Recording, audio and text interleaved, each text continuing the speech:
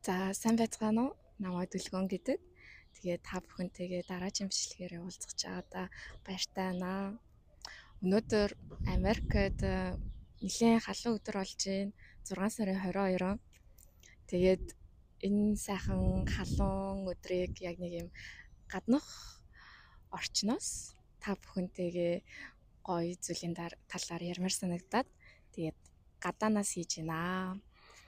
Тэгэхээр өнөөдөр юу ярих гэсэн бэ гэхээр яг энэ талаар яг энэ сэдвийн үг нь надаа 2 хоногийн өмнө орж ирсэн л дээ. Тэгээд би яг ингээл зүүдэлсэрэл тэмч бас байж болно. Тэмч бас байж болно гэл. Тэгэл яг тэр үгийг хэлээл яг тэрэн дээр ингээл би ярмаар байгаа миний ингээд зүйлсүүд төсөөллөөр ингээл орж ирж байгаа байхгүй юу. Тэгэл суугаал ярих гэсэн чинь бүр яг ингээ нэг л юм дутуу шүү. Ягаад гэвэл яг миний ингээ дотоод мэдрэмж, миний ярих байгаа зүйлдээ яг долгион давтамжийнхаа хувьд 100% үнэн зөв нийцэхгүй байгааг би анзаараад тэгээд за дахиад жоохон ажиглая гэл. Тэгээд тэр чинь 6 сарын 20 байсан юм а. 6 сарын 20 нэрээ айгу сайн өдөр болж өнгөрсөн. Одоо тэр 5D орчин ертөнцийн хувьд энэ гэхдээ бүхэл дэлхийн ертөнцид хамааралтай. Тэрний үг гингүүд нар дэлхийлөө хамгийн их ойрцсон өдөр.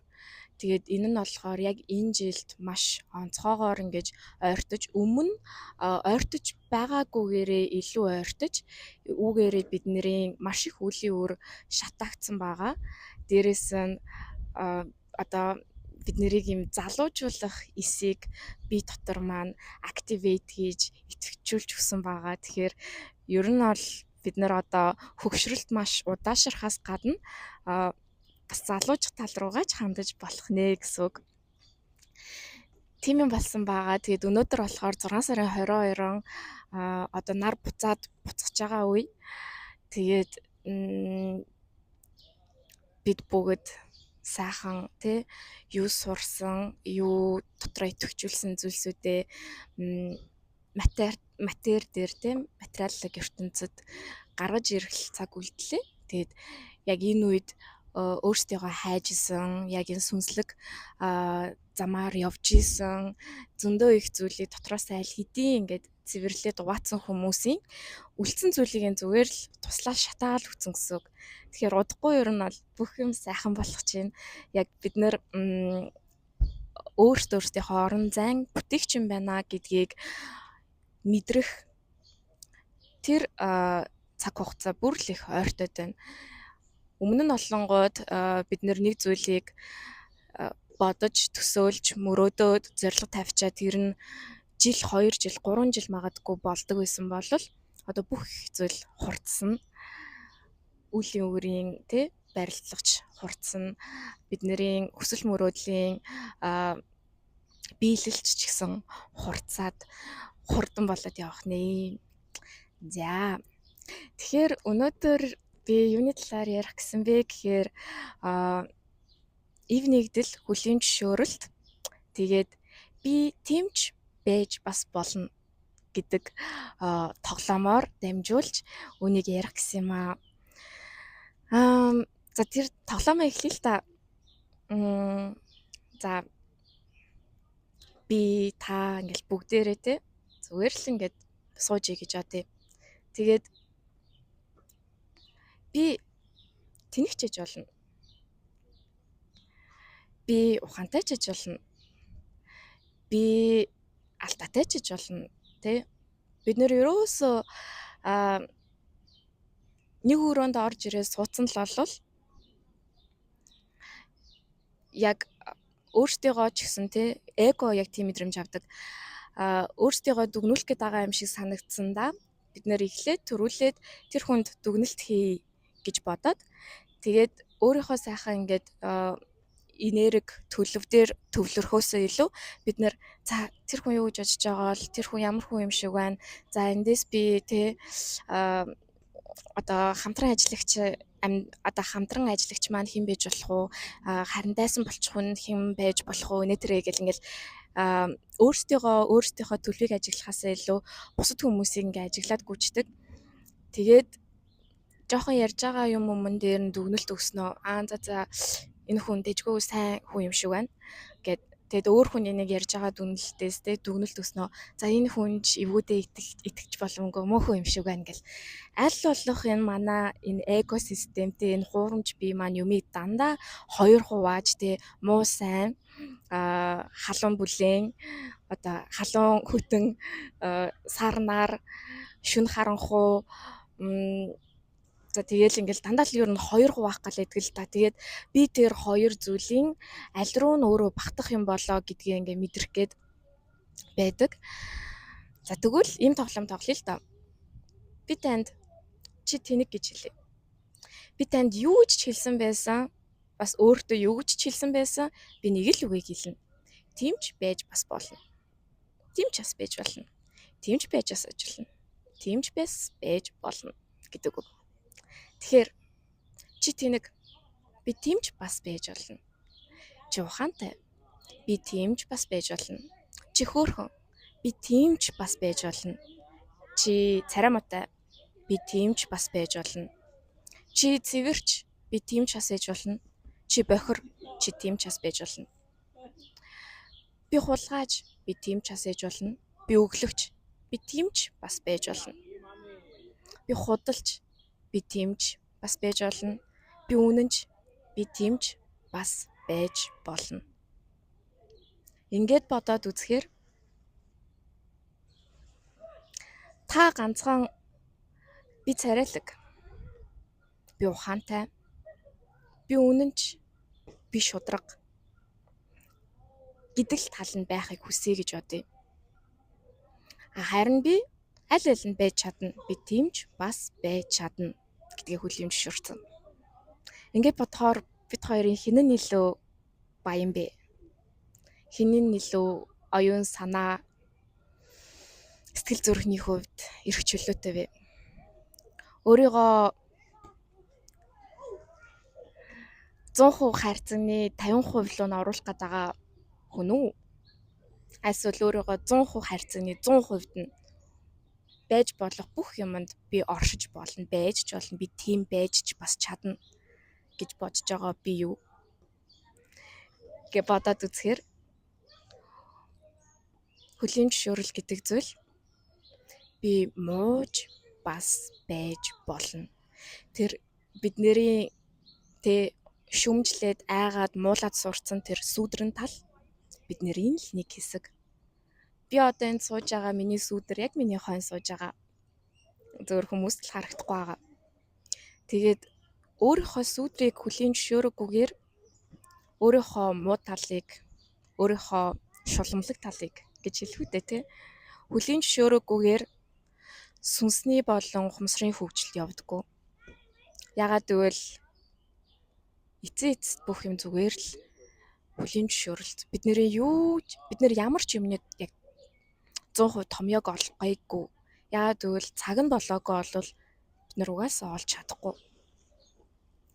Яг одоо байгаа нөхцөл байдал бол бид нэрийг ив нэгдэл хүлээн зөвшөөрөлт гэдэг зүйлийг олооч хараач өөрсдөө булчингаа хөгжүүлдэг шиг сэтгэл санаандаа оюундаа үнийг хөгжүүлээч гэж шаардаж байгаа гэж хэлчихэ л та. Тимч бас байж болно. Үгүй ч бас байж болно.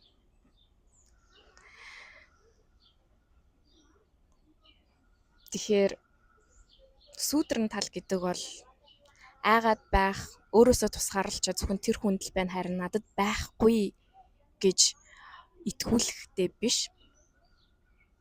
Харин би энэ эго, би энэ хуваагдал биш ээ. Би энэ зүгээр л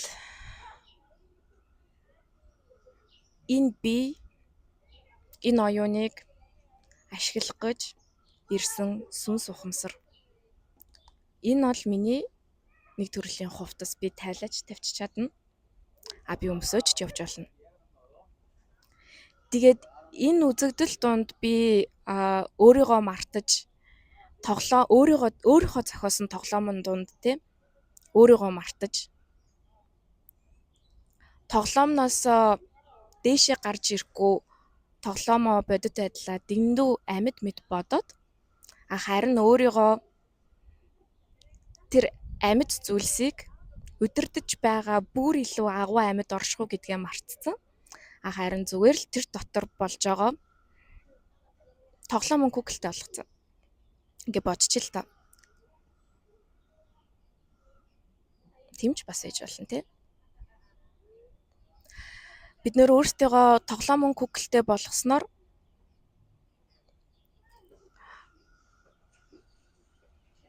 бидний бүх хуваагдал, бүх зовлон эхэлдэг.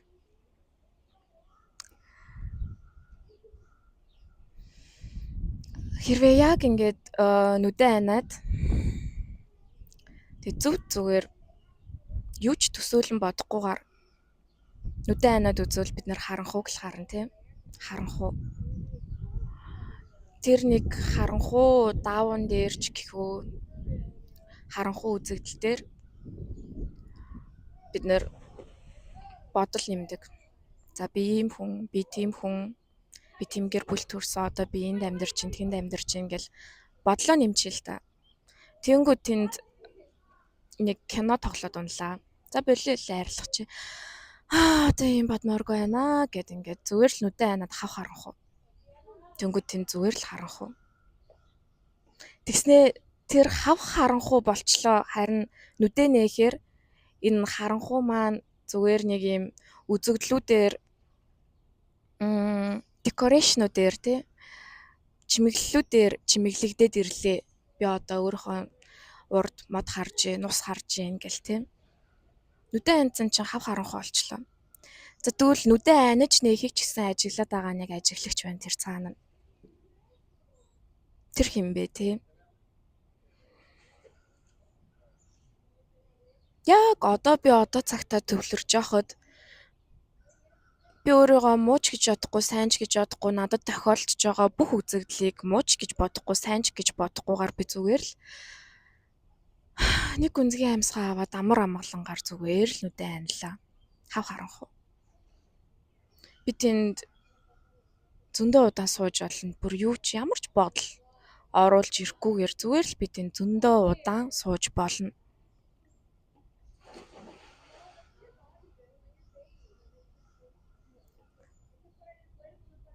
Тэгэнгүүт бид нэр айж гэнэ үү? Уйдж гэнэ үү?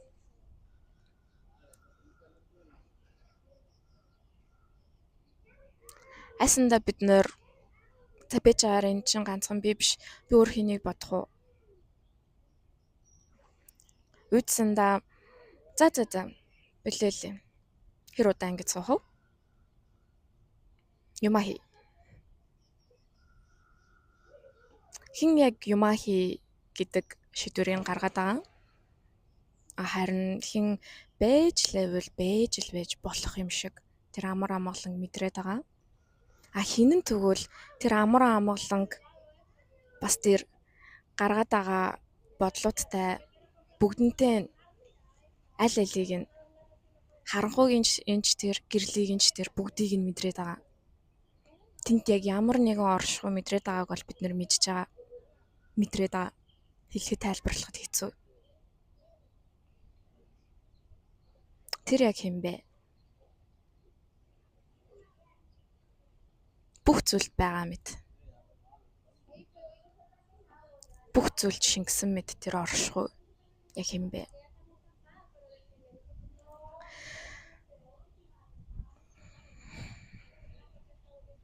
Юм байна. Тэгээд энэ надаар энэ дамжигдж байгаа энэ энерги, энэ мэдрэмж нэг надаар дамжигдаад би энэ зүйлээ эзэн нь ерөөсөө биш. Зүгээр л яг та нарын нүдэнд харагдаж байгаа би бол биш. Тэрний цаана байгаа зүйл. Тэгээ тэрний цаана байгаа зүйл та нарч ч гэсэн байгаа. Тийм болохоор яг одоо би өөрийгөө бүтээсэн. Та өөртөө зориулаад намайг бүтээсэн. Би бас өөртөө зориулаад та нарыг бүтээсэн. Тэгээд орчин зай хамааралгүйгээр ингээ харьцаад сууж байгаа. Яагаад юм бол магадгүй тоглоомны дараагийн шат руу орох гэж юм болов.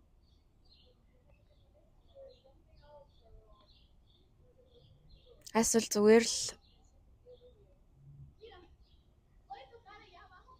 та бит хоёр нэгэн зүйл. Тэгэл зүгээр далд ухамсартай би ингэж яриа суухыг хүсчихсэн, та сонсоо суухыг хүсчихсэн. Буцаагаад таач үгээр дамжуулаад яаж ч илэрхийллээ бүтээж магадгүй. Илэрхийлэл. Өөрийгөө яаж илэрхийлмээр вэ, тийм? Илэрхийлэл болгон чинь ондоо шүү дээ. Like, dislike. Муу одоо сөрөг хариу үйлдэл, эерэг хариу үйлдэл хамаагүй аль нь аах нь ямар илэрхийлэл аах нь ер нь бол хамаахгүй. Гэтэ бид нар тэр илэрхийллээс би хинбэл гэдэг мэдрэмжүүдийг авч яадаг.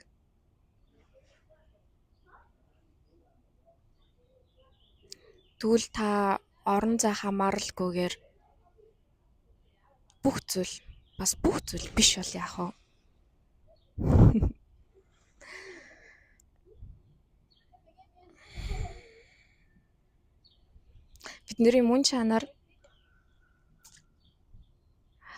Бидний мөн чанар бол адилхан. Биднэр дотор би сайн ч яж болно, тийм ч бас байж чадна. Үгүй ч бас байж чадна, тийм. Тэгээ бид нарыг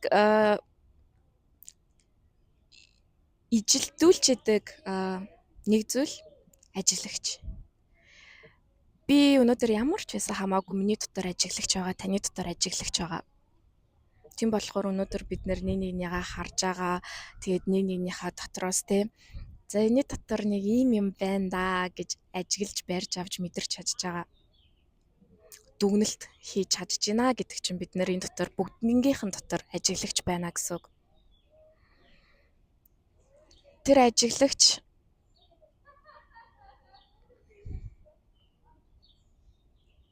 анир чимээгүй.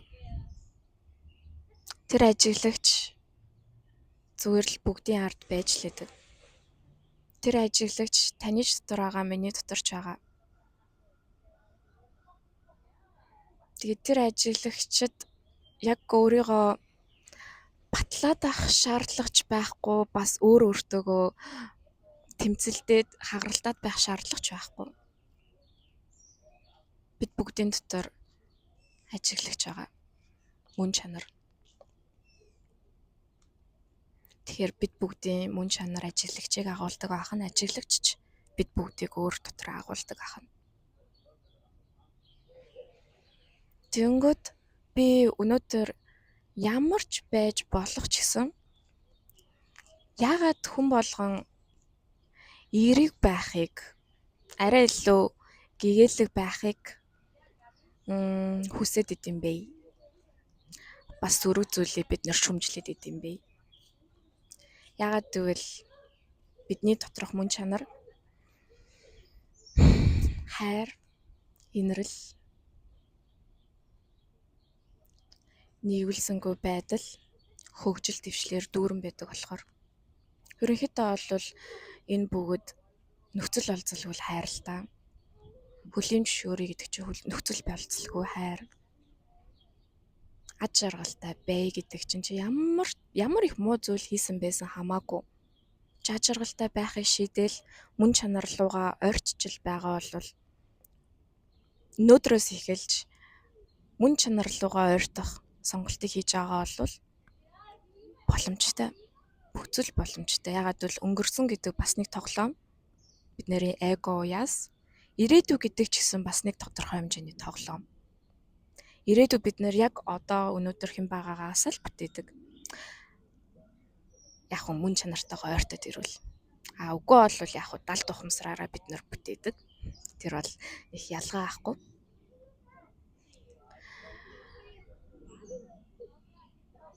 Ингээ бодохоор одоо цагийн хүч, одоо цагийн төлөв гэдэг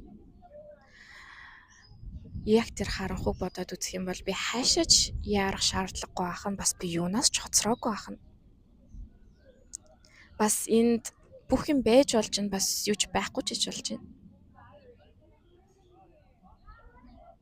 Би яг одоо цагаас эхлээд өөрийгөө ямар байх сонголтыг хийж болж байна.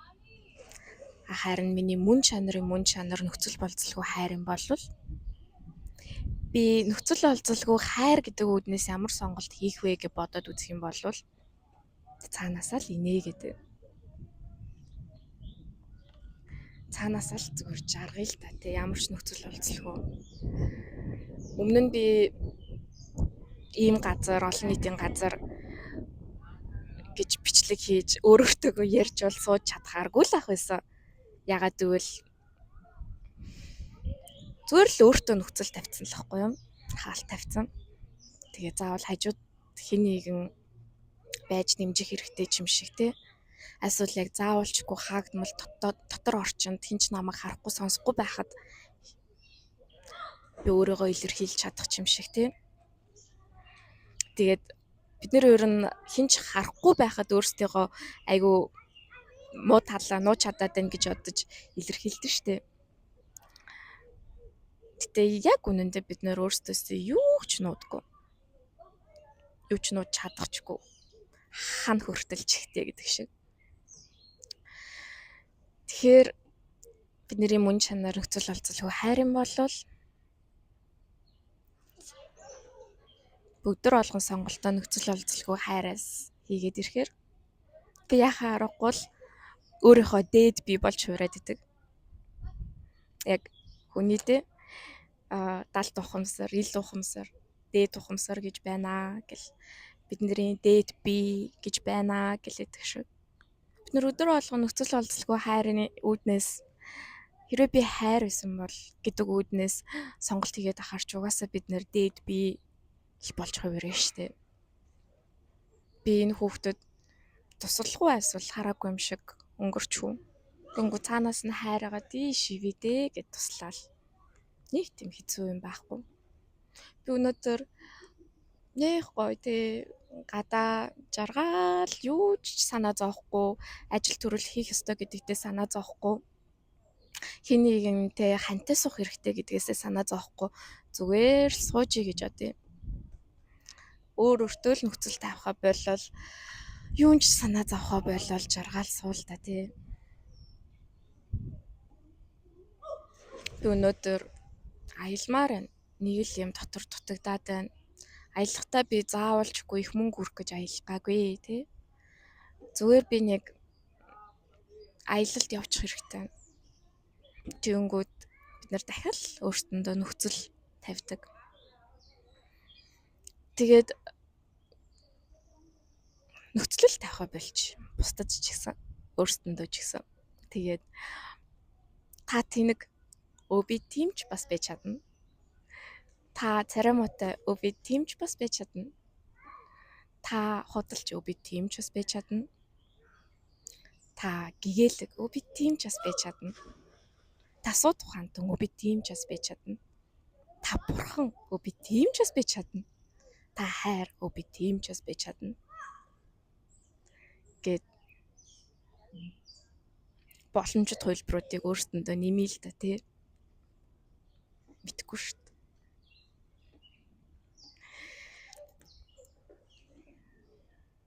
Тэгээд энэ хүрээ сонссон та бүхэнд их талархаж байна. Тэгээд энэ сэдвийг ярих гэж би 2 хоног үгүй цаанаас намайг ингээд сарны дор суу гэдсэн. Тэгээд яг гой 2021-нд өнөөдөр ч гэсэн ингээд амар гой бүтэн сар ингээд харагдаал. Тэгэл би дуу сонсоол гой сарны дор суугаал бяцлалаа хийгээл тэнцчин одоо орой 10-аас шөнийн 2 хүртэл суусан гэдэг чинь бүр зөндөө их юм болж байгаа хгүй. Миний хувьд бол бүр баг хэдэн хоног өнгөрцөн. Тэгээд би ингээд миний дотор тийм их юм мэдрэмжүүд ингээд орж гараад хоосрохтой хоосроод гүг үнзгээтэй хоосны бясалгалд орохдоо ороод айгүй гоё юм одоо аяллаа те бясалгалд орохдоо ороод юмыг ухаарад ер нь гэгэрн гэдэг чинь хүн хэрэг зүйлийг ухаарж байгаатай л хамааралтай байдаг. Ер нь бид нэр гэгэрнэ гэлдэг юмгууд гэрэл цацруулдаг болох ч юм шиг эсвэл бүр гэгээ одоо юу гэдэг те ариухан бүр юм амтан болчих юм шиг үгүй бид нэр ухаарах дээр л байж идэг. Тэгэнгүүт би ер нь алдчихиж бас ухаарах юм байж иж л ухаарал ирээд ийн гэсэн үг шүү дээ те тэрийг жижигхэн микро гэгэрлүүд болоод байна гэдэг чинь би үнэхээр төгс хүн биш л ахгүй юу.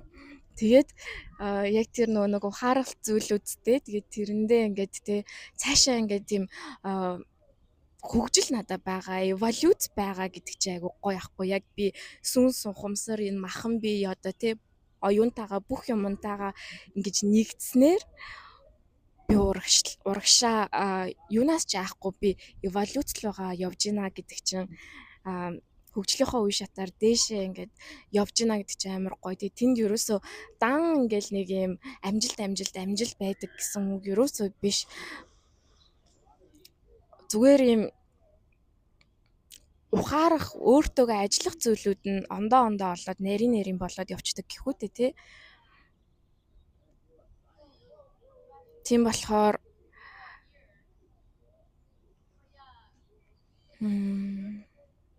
хөлийн зөвшөөрөл ив нэгдэл гэдэг яг өөр дотроос эхлээд тэг бид нар ч гэсэн нэгнийгээс айгүй гоё хөлийн зөвшөөрдөг байх хэрэгтэй. Тэгээд одоо энэ ухамсарны сэрж мэрэх бол ерөөсөө тэр та муу хүн байна уу сайн хүн байна уу гэдгээс хамаардаггүй. Та асуудлыг тэрнээс боллоо энэс боллоо гэж хайдаг биш. Харин за би асуудлынхаа бүх гол эзэн юм байна гэж хариуцлагыг өөрийн гарт авдаг байхаас эхэлнэ. Тийм болохоор ерөөсөө хүн гоё гэгэрхэд гэхүүтэй тий сүнслэг замаар явхад муу төвхтэй байна уу сайн төвхтэй байна уу тэр ерөөсөө хамаатай байдгүй бас хөгшин байна уу залуу байна уу ерөөсөө хамаатай байдгүй. Ягаад бол бид нар болохоор нөө өөрсдөө дэндүү бодит байдалтай хутгаад тэгээд одоо л яг энэ амьдралыг бодит гэж бодцдаг. Тэнгүүд энэс илүү бодит амьдрал байгаагаас гадна бид нөгөө нэг анх удаага энд ирээг байхгүй юу.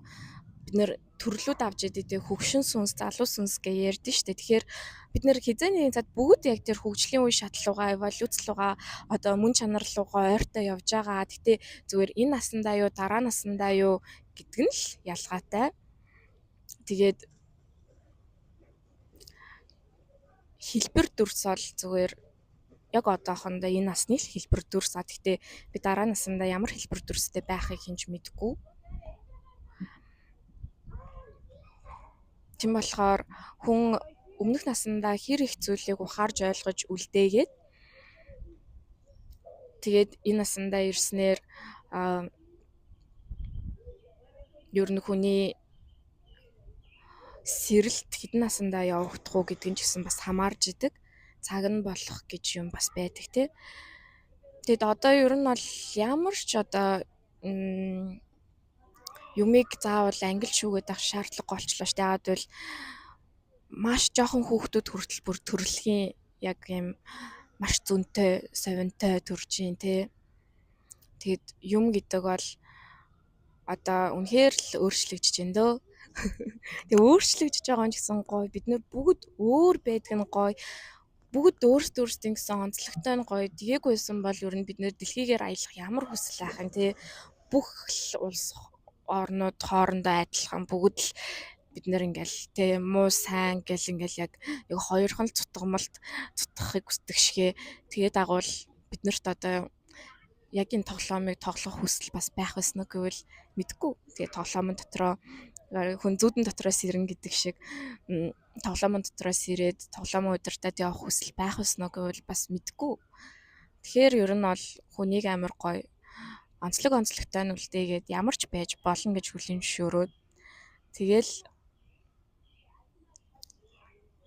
гоё хүн өөрийгөө илэрхийлэл гэдэг л гоё явах хэрэгтэй л гэж би боддог. Гоё илэрхийлж айхгүй яагаад ер нь өөрийнхөө зохиоцсон зүйлээс заавал айх хэрэгтэй гэж тий. Тийм тэгээд бас нэрээ би айгу баярлсан. Манай Нэг таньдаг хүнээс тэгээ бас нэг найзаас маань асуулт ирсэн. Тэгээд гоё асуултанд бичлэгээрээ дамжуулж хариулж өгөөрэй гэсэн. Тэгээд хариулахдаа их таатай байна. Тэр нөгөө нэг хамгийн ихний бичлэг дээр ямар ном уншаа тэгээд ухамсарын сэрэлт болсон бэ гэд асуусан байхгүй юу? Тэгээ би бүр гаргаж ирсэн. Энэ талаараа ярих юм айгу дуртай хоббитай байна. За тэр Эдгар Толлигийн Шинэ ертөнц гэдэг ном нь болохоор ийм ном байгаа. Энэ Эдгар Толли New Earth гэд. Тэгээд Эдгар Толли нь өөрөө Канадын хүү юм бэлээ. Юу лээ? За би худлаа ярьчихгүй. Гэхдээ би тэгээд тухайн үед энэ номыг чинь бүр айгүй тийм бүр ингээл үнэхээр их уншсан. Яг үнийг хэлэхэд унших болгонд бүр тэгээ би сэтгэлээр унах үедээ, алдах үедээ, надаас муухай эго гарах үед гэл янз янзын үед би яг энэ номоо дахин уншиж ирсэн. Тэгээ дахин уншихад бүр дахин л шинээр уншаад байгаа л юм шиг мэдрэмж төрдөг. Хамгийн тийм гайхалтай нь ягаад гэвэл би энийг хараагүй. Одоо би энийг дахиад унших юм бол би дахиад бүр гэд миний зүрх яг зогсох мэдрэмжийг бас аавна. Тэгээд за энэ ном их гоё. Энэ номоор ер нь бол хүн яг эго тэгээд тэр ухамсар гэдэг нь ямар хоорондоо ялгаатай бүрэн таньж мэдэрч болно гоё ном. За тэгэнгүүт дараа нь энэ The Power of Now гэд одоо цагийн хүч гэдэг ном байгаа. Энэ бас үнэхээр гайхалтай ном. Энийг би одоо хүртэл бүр сайн ойлгодоггүй. Ягаад гэвэл хүн төлөвөө алдчихаар одоо би ингээ өнөөдөр та нартай их гоё төлөвтэй, их гоё энергитэй ярьж байгаа шүү дээ. Ингээ надаас гоё урсаал. Гэхдээ би тэгээ 3 хоногийн дараа ч юм уу төлөвөө алдахыг үүсэхгүй шүү дээ. Долгионы хувьд доод тавтамж руу орсон магадгүй бүр айгүй нэг юмд бүр хит ингээд үзэгдэл дундаа төөрөлтөөд стрессэндээ уягдаад нэг юмд магадгүй бүр ингээд нэг шахагдаад ингээд нэлээ юм ондоо төлөвтэй явж ивэл би ийм одоо энэ яг мэдрэмжийг цацруулж чадахгүйгаас гадна би нөгөө шууд өөрийгөө тайвшруулад за би энэ номыг уншаад төлөвт нь ороод ингээд бүр үнэхээр сайн ойлгоцсон байсан ч хамаагүй заримдаа би ингээд бүр өөрийгөө ингээд мэдээд байгаа хэрнээ энэ болгон ийм шүү дээ гэдгийг мэдээд байгаа хэрнээ бүр төлөвдөө орж чадахгүй савлаад идэг бас үе байдаг. Тэгэхээр энэ номыг ингээд айгүй гоё унших болгоно л нэг тийм цэвэр дахиад унших болгоно мэдрэмжээ өгч идэг ном гэх юм уу. Одоо яг тийм ингээ нөө үнэрлэх болгонд цэцэгнийх нь амар гоё үнэрцдэг гэж одоо хүүхдээ ингээ үнэрлэх болгонд нэлэх хүүхдээс нэг юм сүүн цагаан бүр нэх гоё юм нэлэх хүүхдийн үнэрцдэг шүү дээ тий. Яг тэрнтэй адилхан бид нар тэгэл ингээ нэг үнэрчлээ ойлгочлоо гэд нэг яатчдаггүй бүр дахин очиод нэг үнэрлэмээр тийм мэдрэмж байдагтай адилхан энэ ном яг ингээд нэг юм дахин ингээд уншихад яг юм мэдлэгийн мэдрэмж авж байгаа биш яг тэр нэг гоё ингээ үнэрлээд бүр нэг гоё тайвшраад тэгээд нэг юм гүнзгий сайхан ингээд маш гүнзгий сайхан нойроор унтаас ирж байгаа юм шиг мэдрэмжийг өгдөг. Гоё номоо гайхалтай ном. За ийм байна. Тэгээд миний тэр нөхцөл болцолгүй хайр гэд байгаа зүйлийг болохоор би анх энэ Conversations with God гэд энэ номноос маш их зүйлийг маш их энэ бурхны талаар ер нь ойлголтоо өөрчилж авсан. Ягаад гэвэл би нөгөө нэг бас бүр Монголд ахад 4-р курстэй нэг шашны буруу урсгалд яваад тэгээд тэрнээсээ айгүй тийм хүнд травматчсэн түүхтэй байхгүй юу. Тэгээд яг тэрнээс хойш ер нь айгүй хэцүү ингээд бурхан гэдэг зүйлд итгэдэг. Тэгсэн хэрнээ бас яг чин сэтгэлээсээ итгэдэггүй. Ягаад гэвэл за итгэх юм нэг ашиг сонирхлын харилцаатаагаар яг итгэждэг. Хүмүүс итгэдэг гэвэл би ч гэсэн итгэдэг ч гэдэм үү те. Тэгээ нөгөө за бурхан хэрвээ байдаг бол уурлуулж болохгүй шүү. Юм яаж мэдэх вэ? Нүгэл гэдэм үү. Хэрвээ байдаг бол за би танд итгэдэж шүү гэдэг. Тэгтээ нэг тийм мэддэггүй байсан. Тэгээд энэ номыг уншаад энэ дээр бурхан гэдэг бол нөхцөл болцолгүй хайр. Ерөөсө бидний тэгэл шийдэх гээл хараал сууж идэг бурхан байдаг гэж ер нь байхгүй дээ. Энэ их бүх ер нь энэ үлийн өөрийг бид нэр өөрсдөндөө л ингэж амар зохиож өгч идэв штэ. Тэгээд бид нар чинь сүнстэй. Тэгээд бидний сүнсч бүр юм сүнсээ бүр хит ихтэй харлуулж за муухагаар хэлвэл сэрхгүйгээр харин ч бүр харлуулж өгөх юм болвол тэр хар талынхан ч гэсэн бас сүдрэн талынхан ч гэсэн байдаг. Тэгээд үлийн өөрийнхөө одоо тэ нөө нэхэл хатуугийнхаа юмд эргэлтгээл тэ дахиад ирцэн ч юм байдаг. Тэгэхээр энийг үлийн өрмөр гэдэг чинь бид нар зүгээр бүр ерөөсөө эгон дундаа л төөрөлччөө тэгээд ингээд өөрийнхөө мөн чанарыг бүр тэ байх ёсгүйгээс нь бүр байх ёсгүй хэмжээнд ингэж шавхаж харлуулчихдаг болохоос биш яг бүх зүйлийг ингээ ойлгоод үзэх юм бол үлийн үр гэж байхгүй дээ. Бид нарыг шитгэгээл зовоохгоол байж идэг тийм бурхан гэж байхгүй. Бурхан бид нарыг нөхцөл болцолгүй хайрладаг. Бид нар өөрсдөө нөхцөл болцолгүй хайрлаж сурах хэрэгтэй шиг. Тэгэд ингээ бодоод үзэх юм бол бид нар хүүхэдтэй те би хүүхэд маань хичнээн муу хүн байсан ч гэсэн яаж жагаал засаал ойлгуулаад хайрлал авъя гэж бодно гэхээс ш ер нь хүнд аваачаал миний хүү юм муу шүү маа шоронд аваад яваарэ гэдэг ээж байхгүй штэ тий дандаа л эцсийн амьсгал найдвар хүртэл үрдээ итгэн гэдэг шиг би бол ээж болол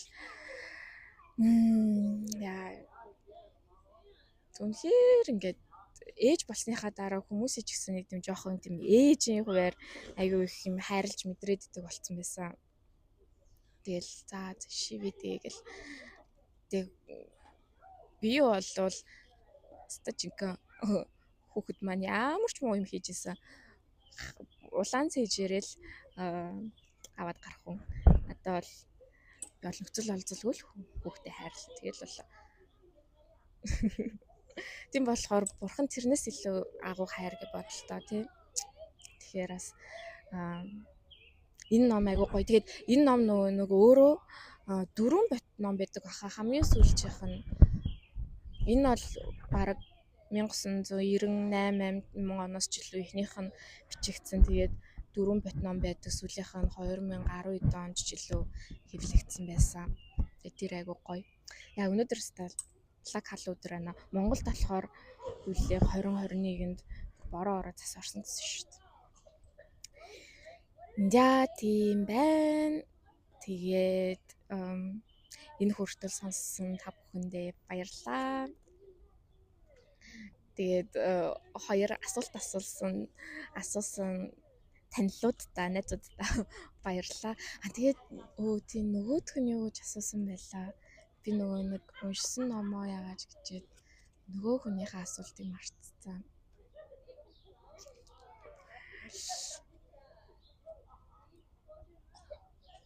За би асуултыг мартчихжээ.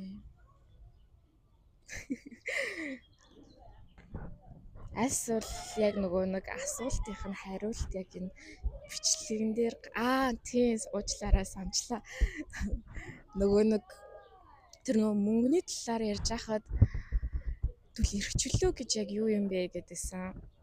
Эрхчлөө гэдэг чинь л бидний сэтгэлгээний эрхчлөөнөөс л эхэлнэ шүү дээ тий. Юу ч тимч бас байж болно. Ер нь би чинь тэр асуултаас улбаалаад аюу тимч бас байж болно. Би тимч бас байж болно. Тимч бас байж болно гэдэг юм ярианы сэдв маань орж ирсэн баггүй юу? Тэгэхээр тэр асуултыг асуусан нэрээ танд маш их баярлалаа. Ягаад гэвэл тэр асуултнаас ч улбатаагаар ингээд би маш их гүн гүнзгий гоё судалгаанд орсон байх нэ. Эрхчлөө гэдэг бидний яг сэтгэлгээ тэгээ сэтгэл зүрхний л дээ эрхчлөөнөөс эхэлнэ. Магадгүй хүссэн хүндээ дурлал та. Бүр нөө дурлахаас ч айцсан бүр ингээд зүрхээ юм бүр базаа тавьсан хүнийг бодвол гой дурлал та. Гой юмны сайхныг харал та. Гой магтал та тэг ингээд тэр чинь ямар ч мөнгө шаардлагагүй. Та мөнгөтэй байх ямар шаардлага та хин нэгнийг өрөөхөд танд ямар ч мөнгө шаардлагагүй, мөнгө заавал өгж өрөөх мөрөөх шаардлагагүй гэдгийг бид нар мартцсан. Бид нар аягүй тийм сонин нэг нэгнийгаа ер нь жоохон мартаад байгаа юм шиг л надад санагдаад байгаа. Аягүй их юм шүмжлээл, хяналт тавиал, контролдол тэгсэн хэрнээ магтахаа жоохон мартаад тэр чинь л эрх чөлөө шүү дээ. Сэтгэлгээний эрх чөлөө гэдэг чинь аа би олон хэлээр ярьж чаддаг, ойлгож чаддаг байх нь миний сэтгэлгээний эрх чөлөө те. Тэрэнд ямар ч мөнгө шаардлагагүй. Би олон ном уншаад ертөнцийг те олон цонхоор толддог байх нь энэ миний яг сэтгэлгээний эрх чөлөө. Би гаригийнхэн ч бас байж болно, тийм ч бас байж болно гэдэг таамаглалыг дэвшүүлж итгэдэг байх нь энэ миний бас нэг хувилбарт ертөнцийн эрх чөлөө. Тийм болохоор эрх чөлөө гэдэг чинь яг л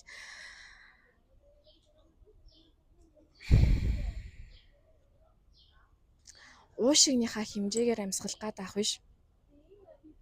Би энэ агаартай нэгдмэл юм гэдгийг мэдрэх эрх чөлөө.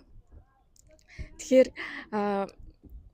тэгвэл эрх чөлөө гэж юу вэ гэж асуусан тийм асуултыг тавьсан сонсогчдоо маш их талархлаа. Тэгээд энэ хүрээд өнөөдрийн бичлэгийг өндөрлөе. Тэгээд энэ хүртэл намайг сонссон та бүхэндээ маш их талархлаа. Тэгээд та бүхтийн ингээд нэг хариу илгээмжтэй илэрхийлэл болгон ч надад их таатай байна шүү. Тэгээд асуулт байвал асуугаарай. Баяртай.